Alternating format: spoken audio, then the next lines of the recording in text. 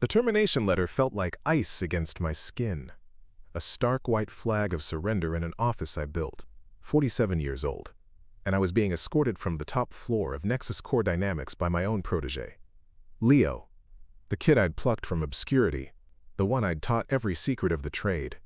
He stood by my desk, my nameplate already gone. "Elias," he said, his voice a cold, rehearsed apology. "The board requires a fresher perspective." He thought he'd won. He was now the guardian of the Aegis system, my life's work, the impenetrable digital fortress protecting San Francisco's most sensitive data. He just forgot the most important lesson I ever taught him. The architect always keeps a spare key. My spare key wasn't some sloppy back door. It was an intentional, elegant flaw woven into the very fabric of Aegis. I called it Janus Protocol. Gore. A two-faced system, one for the user and one for its creator. I built it as the ultimate failsafe, a final lesson in humility for any successor who grew too ambitious. I taught Leo to think in layers, to anticipate every possible attack vector. He learned the lessons well, too well. He saw every threat except the one sitting in a sterile coffee shop across the street, watching the lights of his new corner office flicker on. He saw me as a relic, a 47-year-old founder being put out to pasture. But in our world, age isn't a weakness. It's a library of unwritten exploits. Leo meticulously secured every door, every window, every digital port of entry into Nexus Core. He forgot the golden rule I drilled into him from day one. You can't secure a house when the architect designed a secret passage in the foundation. And tonight, the architect was coming home. I found him 5 years ago at a hackathon in Vegas. He was just a kid, 22, with eyes that burned with a furious intellect. Everyone else was using brute force, battering against the competition's firewalls. Not Leo. He was a digital phantom, slipping through cracks no one else even knew existed. His code was less like a program and more like a ghost. I saw a younger version of myself in that raw, untamed talent. I offered him an internship on the spot. He saw a mentor. I saw a legacy. For years, I poured everything I had into him. I taught him that cybersecurity wasn't about building higher walls, but about understanding the psychology of the person trying to climb them. Every system has a flaw, I'd tell him over late-night coding sessions, fueled by cheap coffee and a shared obsession, because every system is built by people. Find the person, you find the flaw. He absorbed it all, his mind a terrifyingly efficient sponge. He mastered the technical skills in a year. He mastered the philosophy in 2. He became my right hand, the co-architect of the Aegis system itself, my greatest success, and my most profound failure. The change was subtle at first. It started after we landed the city infrastructure contract, our biggest client. The money, the prestige, it shifted something in him. He started talking about efficiency and aggressive growth.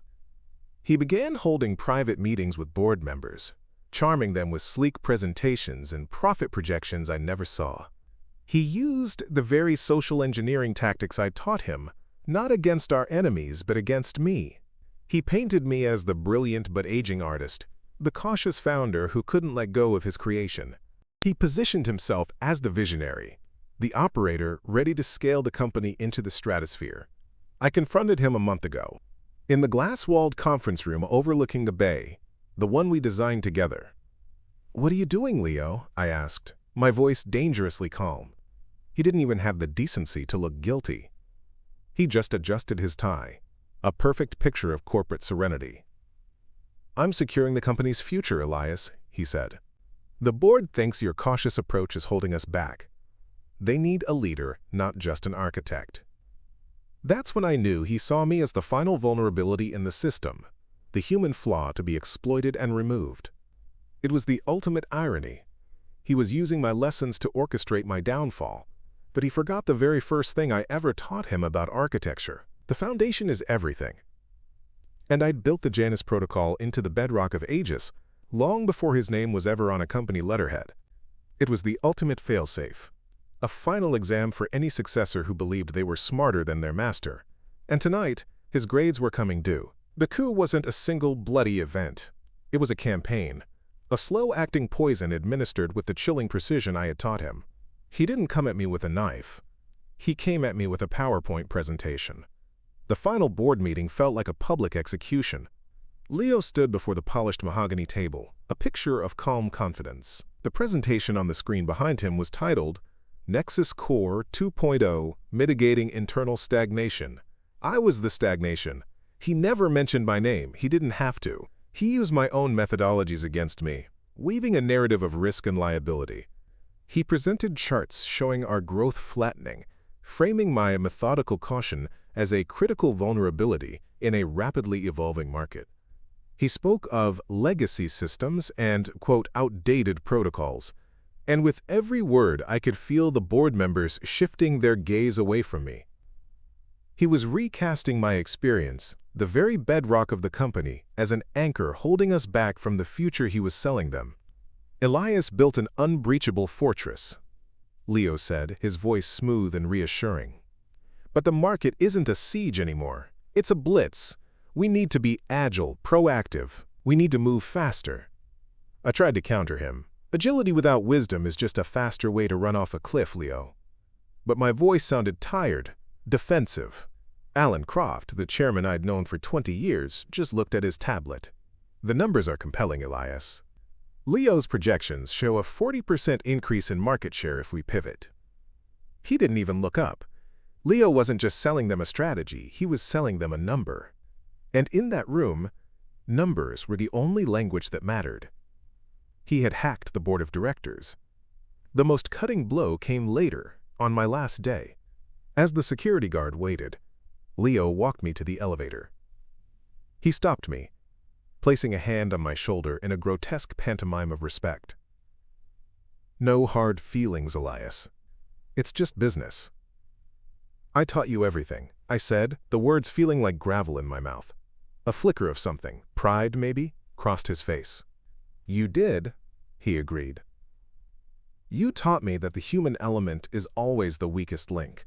That sentiment is a vulnerability. I'm just patching the system.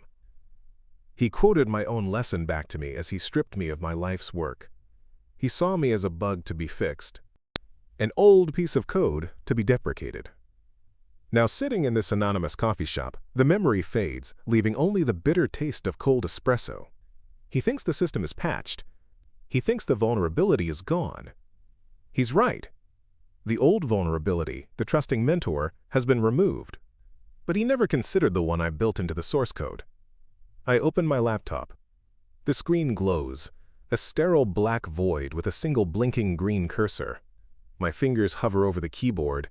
I'm not logging into a network. I'm opening a private door. I don't type a password. I type a question, the one I used to start every lesson with him.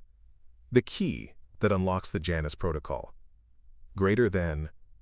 What is the purpose of a lock? The cursor blinks once, twice, then disappears. A new prompt appears, a simple, two-word command line waiting for my input. Greater than, initiate cadence. The architect is home, and class is now in session.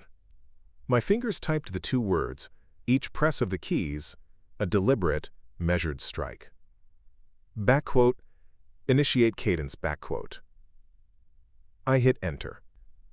There was no fanfare, no cascade of code. The screen simply returned to the single blinking cursor, as if awaiting my next instruction. But I knew what was happening inside Nexus Core. The Janus protocol wasn't a sledgehammer. It was a tuning fork. And I had just struck the first note. The cadence was a system integrity check I had designed, one that ran on a rhythm only I understood. It didn't attack the system.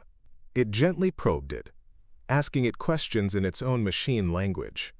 The first sequence was infinitesimal.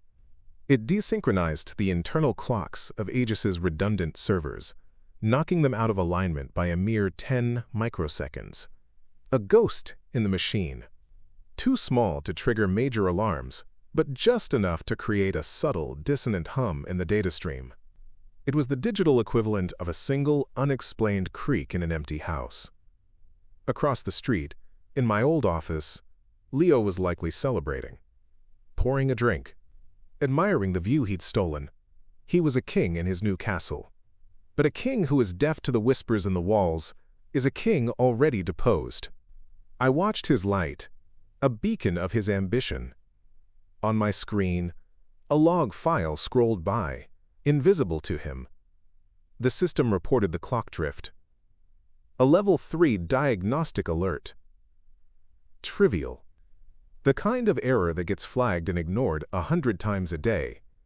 I had taught him that the smallest anomalies often signal the greatest threats.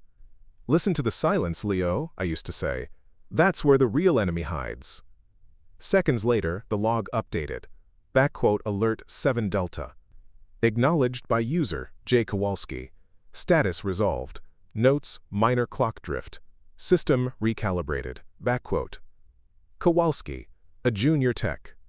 Leo hadn't even seen it. He'd delegated. He was a manager now, not a guardian.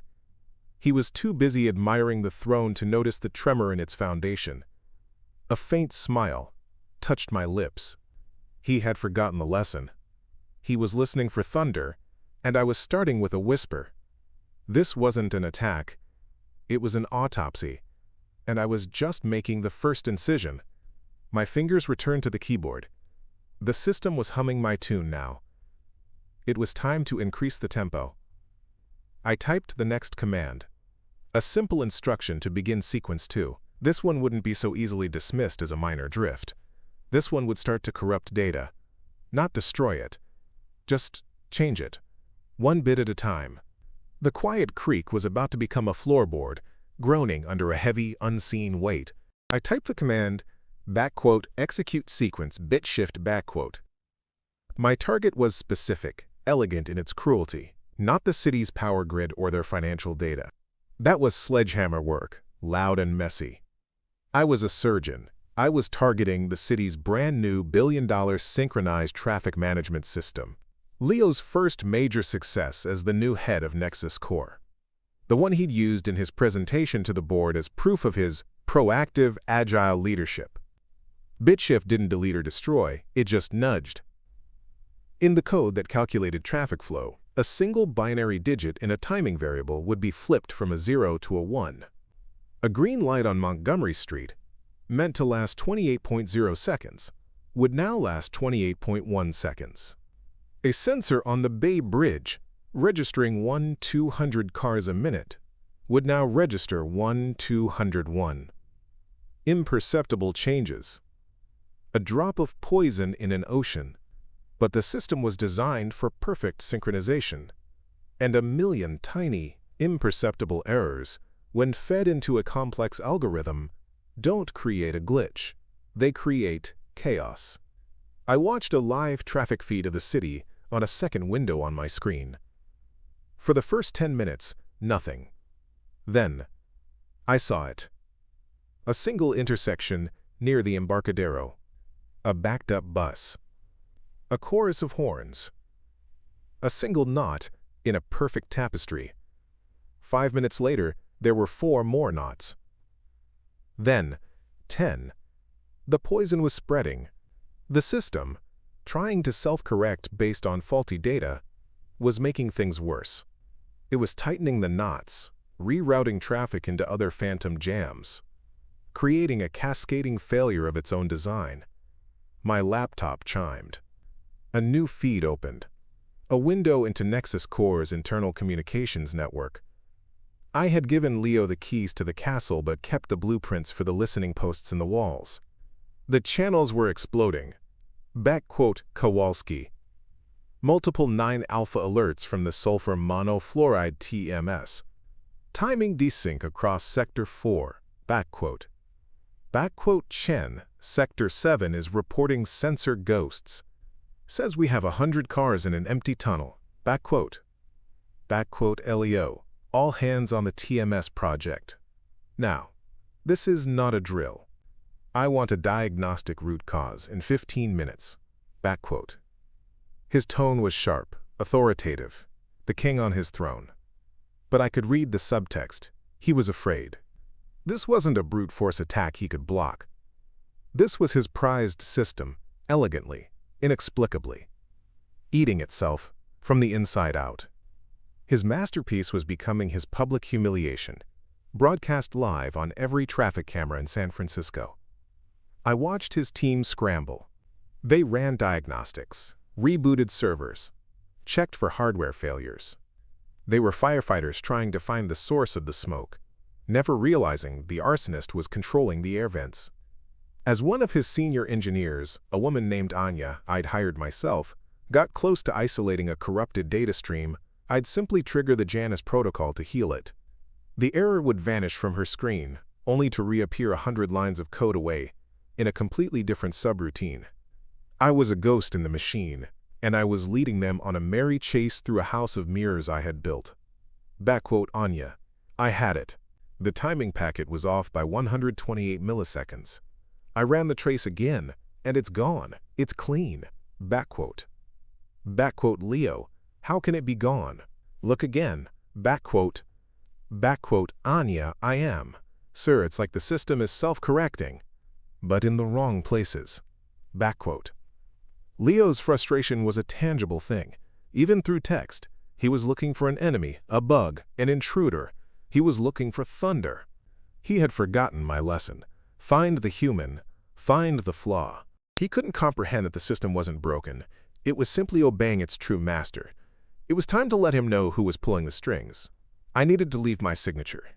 Not on the traffic grid. That was the public stage. This message was just for him.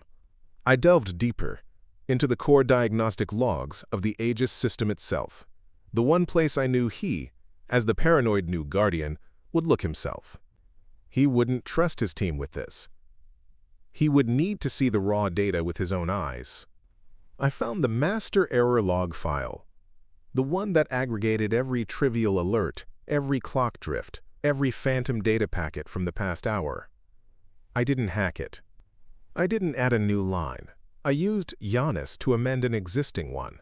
The first alert of the night, the one Kowalski had dismissed hours ago.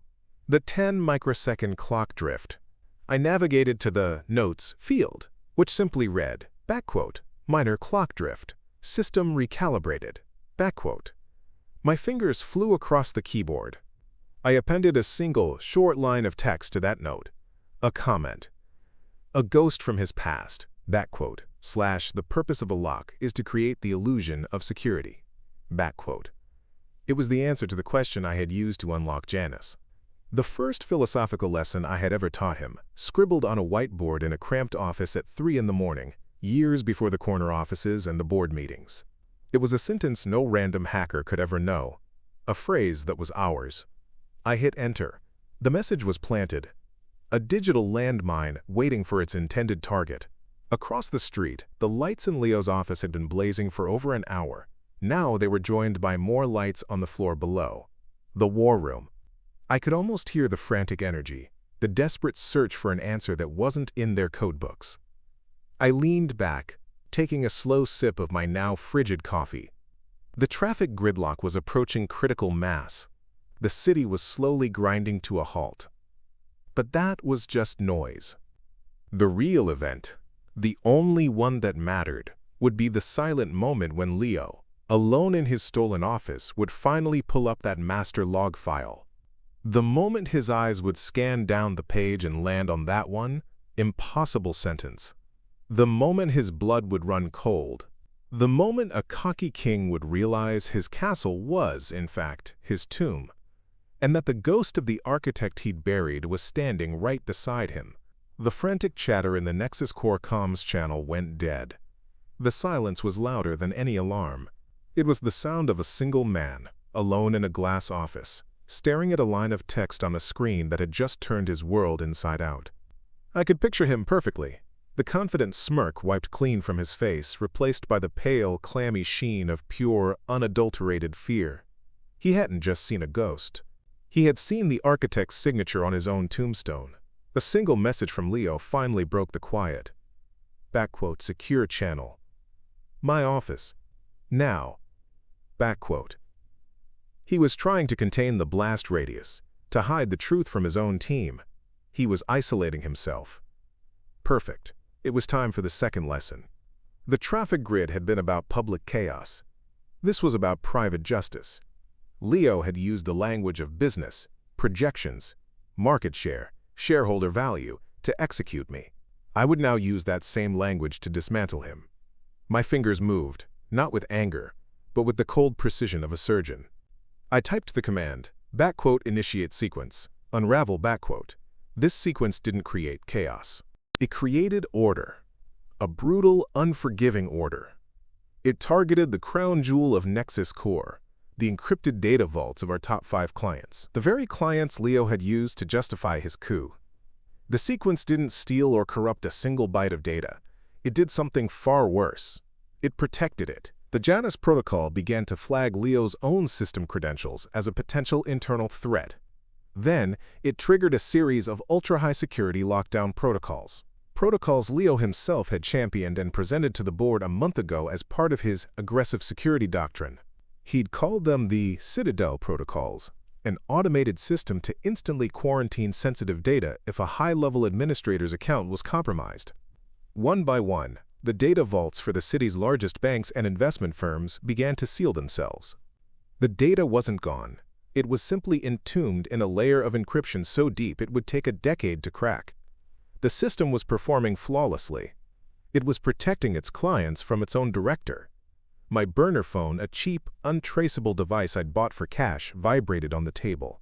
The screen displayed his name, Leo. I let it ring twice before answering. "What are you doing?" His voice was a raw nerve, stripped of all its corporate polish. "Teaching," I said calmly, taking another sip of coffee. "Lesson 2, hubris. You're destroying the company. The data for Sterling Mutual is locked down. Croft is on the other line screaming. He can't access his own trading algorithms." Alan Croft. The chairman. Of course he'd be the first to call. "No, Leo. You're destroying the company," I corrected him. "I'm merely running a diagnostic. The system has detected a compromised administrator account and has initiated the Citadel protocols to protect client assets. You approved the protocols, remember? You told the board it was the future of proactive security. You look like a hero." There was a sharp intake of breath on the other end of the line. He understood. He was trapped inside the very cage he had built to advance his own career. He couldn't tell Croft the truth, that the man he'd just forced out was holding the company hostage, without revealing his own catastrophic failure of leadership. And he couldn't fix the problem because he didn't know how. "Turn it off, Elias," he said, his voice dropping to a desperate whisper. "Please, name your price." "I taught you that sentiment is a vulnerability," I said, quoting his own parting words back to him. "And you're right. My sentiment for you, my pride in you, was my vulnerability. You patched it. Now I'm just patching the system. The human element, remember? The weakest link. How do I stop it?" he pleaded. "That's the beautiful part," I said, allowing a thin sliver of ice into my voice.